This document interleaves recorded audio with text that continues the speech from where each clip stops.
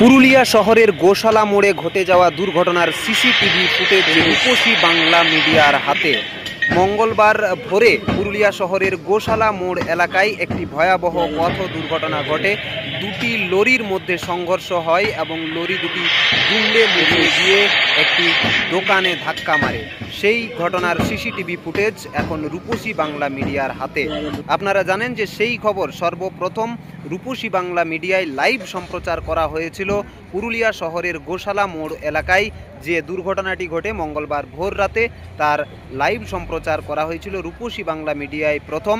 এবার তার CCTV footage আপনারা দেখুন রূপসী বাংলা মিডিয়ার পর্দায়। পুরুলিয়া শহরের গোশালা মোড় এলাকায় যে লরির দুর্ঘটনাটি ঘটে মঙ্গলবার ভোর রাতে, দুটি লরির মধ্যে যে সংঘর্ষ হয় এবং লরি দুটি দুমড়ে মুচড়ে যায়, পাশাপাশি সেখানের একটি দোকান ঘরে সজোরে ধাক্কা মারে লরি দুটি। পরবর্তীতে ঘটনাস্থলে পৌঁছায় পুরুলিয়া সদর থানার পুলিশ সহ অন্যান্য পুলিশ আধিকারিকরা এবং আহতদের উদ্ধার করে চিকিৎসার জন্য পুরুলিয়া দেবেন মাহাতো গভর্নমেন্ট মেডিকেল কলেজ ও হাসপাতালের পাঠানো হয় এবং তারপরেই গাড়িগুলিকে উদ্ধার করা হয়।